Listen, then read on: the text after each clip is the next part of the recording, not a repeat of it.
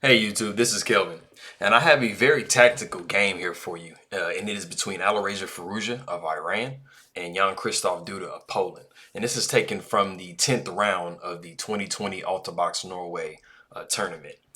And I'll be going over a few, if you stick with me to the end, I'll be going over a few critical points in the game. I'll be pretty much explaining the result. And I'll also be mentioning at that point when it comes up in the video, but there are different possible variations that can go from a certain position. And so one of the questions I kind of had when I first started taking a look at the game is why a certain move is played over another. And so as I kind of looked at it further, it came to me. But I'll be, going more in depth and explaining that particular position. I'll be mentioning it here in a second. So let's go ahead and take a look at it, guys. Let's let it start playing through here. I'll give you my little thoughts real quick here. All right. So we have knight to f3. So we have the ready at first. All right. So we got d5, g3. So we have the King's Indian attack on the board. All right. Bishop to g2, bishop to g7. So looking like we might have a King's Indian defense as well. All right, so we got castles here. Castles, always a good idea to castle, guys. Get that king in the corner as soon as possible. We have c4. So with c4, we actually have the Neo Grunfeld. You guys probably hear Grunfeld a lot. It's a pretty popular opening. So we got b3, and trying to get that bishop on a diagonal here. So we got bishop to b2. All right, so you guys notice that that Firouzja has a isolated c pawn. Now, a lot of times, an isolated pawn will be fairly weak. It's going to need some defense.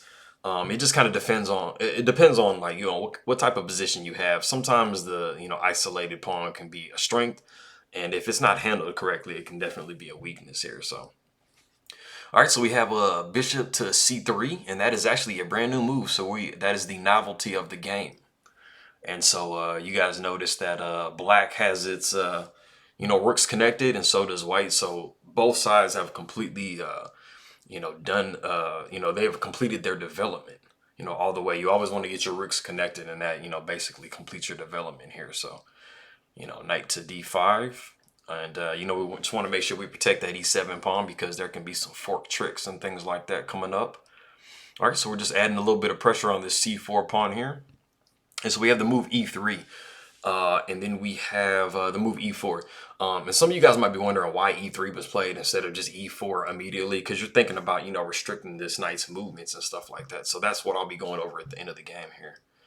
All right, so we have queen takes a6, pawn takes a6. Now, if you notice that, that isolated pawn is actually a true pass pawn now. And black has a little damage on their king side. So structurally, white has a little bit of an advantage here.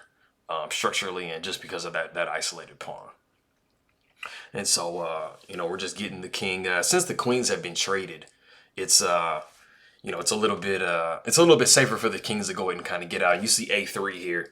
I was talking before about, trying to restrict the movements, of the knights as much as possible. So, you see this knight really doesn't have a lot of squares to go to now. And we're going to try to, we're trying to trade that off here and just make that pass pawn just be as strong as possible. Now, there's a saying in chess, pass pawns must be pushed. And so, that's what we see right here. We're trying to tie down black's pieces as much as possible to the defense of this pawn. And as you can see, we have this mighty rook on c6, basically having to babysit. And so, that's definitely not what we want with our rook. We want to be able to use our rook to its maximum abilities here. All right, so we got knight to e6. We're going to go ahead and just stamp off a pawn here. And as you can tell, that rook is on the seventh rank. And that is actually called a pig on the 7th. And so basically it's called a pig because it kind of just gobbles up. It has the ability to gobble up kind of everything in its path while on that 7th rank. And as you guys will read in like beginner books and things like that, having your rooks on the 7th is going to be a very strong thing. So you always want to try to, do that as much as possible. So it's in this position here that Duda actually resigned. Now, some of you guys might be wondering, why dude is resigning. I mean, he's just kind of down a pawn, right? All right, so let's go ahead and just kind of show. All right, so we have this knight here attacking this rook, right? And we also have this rook attacking this knight. And so we actually have a double attack here. And so naturally, you would want to, move either one of these pieces, right? But, unfortunately, you only have one move to make. And so the most logical thing would probably be just to kind of move this rook back, right? So it saves the rook and also protects the knight at the same time, right? Well, unfortunately, you actually have this move here. And so, you're thinking in this position, okay, well, I mean, I can just back the rook up here, right? Well, unfortunately, you actually have a mating combination in this position, right? So you have a rook to f1 check. And this, before, like what I was saying, that power of that rook being on that 7th rank, coming all the way across here. And so you basically have two options in this position. You can either move the rook over or you can move the bishop in the way, right? And so, as you'll notice, this bishop being on this back rank here is blocking these two rooks. So we're going to go through the two variations that you might have. So let's say, for example, you have this move here, right? Now you have check here. The rook can't go, the king can't go back over. So you have this position here. And so like when you go back over here, now you have rook to f8 mate. And so if we back up just a little bit here, and the only other move, like I said, is bishop here. And so that runs into another mating situation. Either you go back here. Oh, actually, you can't go back there. Yeah. So you have to go this way. There's a check here, and then there's mate. And so as you can see, it's kind of, this is most likely what Duda saw when he was thinking about trying to go back and defend his piece. And so, the position is pretty dire. And so let's go back to the point in the game I was talking about earlier. So we have move 20 here. And so some of you guys might be thinking, okay, so I went e3, and then he went knight f5, and then I went e4. So you might be thinking, okay, wait a minute, why don't I just go e4 immediately and prevent this knight from ever being able to come to this square, right?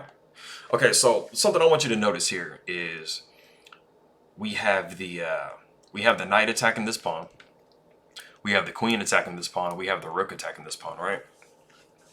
And so before we get to what's going on in this particular situation, let's go ahead and just take a look at what actually happened in the game. So you had e3, right?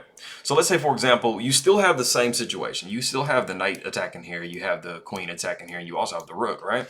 So you're thinking, okay, well, can I just take this pawn off the board, right? Okay, so in this particular position, let's go ahead and go into that variation. So let's say, for example, let's go ahead and take, snap the pawn off the board. You're thinking, okay, cool, I'm doing good. I'm winning the pawn. So, there's 5 pawns. And all right, so let's go ahead and take back, the most logical take back, right?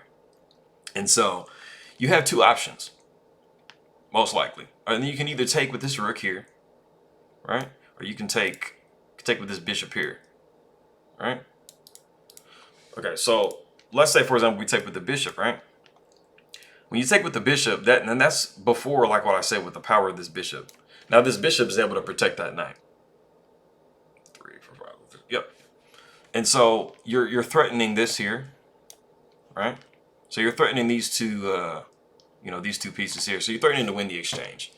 So that's something, even though you're down a pawn, that's something that's very, very strong. And so you don't want to go into this particular variation. So let's look at the other variation. So you have rook takes here, right? Okay, cool. So logically, you might be thinking, okay, well, I'll just take that, or, maybe I'll just kind of pin it here or something like that, right? Of course, this is just going to drop it to this, right? But you actually have this move here. Nice little in-betweener here. And so the problem is you either have to, exchange, here, take with check, which is, a Zwischenzüge in-between move, and then, you'll take back and, but you still have this fork here, right? And so you're going to win the exchange anyway. Or the rook just has to simply take, and then you still won the exchange.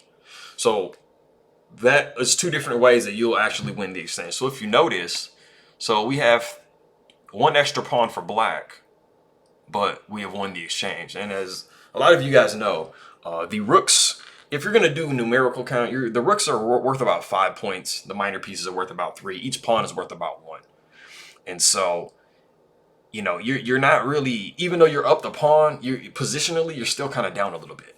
And so, you know, this is what, and this really makes the difference between, you know, your beginner and intermediate player and the advanced, you know, like the big dogs, you know, like the guys going up to super GM and GM and stuff like that. You know, their experience with tactics and positions, they're able to calculate, you know, and visualize these types of situations. So this is clearly something that Firouzja saw when he made E3, and something that Duda definitely looked at as well. And that's why, you know, we get to this position here. And, you know, Duda makes this move here. And he doesn't go ahead and just snap that pawn off, you know, because he can see the exchange being won and stuff like that. So that is the game, guys. Like I said, Alireza Firouzja defeated Jan-Krzysztof Duda. And it was a very tactical game, very exciting. And so I appreciate it, guys. So go ahead and subscribe and like for me. If you guys have any other games you'd like for me to go over, or anything you'd like for me to, you know, make videos on, you know, go ahead and just leave the comment down below and let me know. And I'll see you guys in the next video. I appreciate it.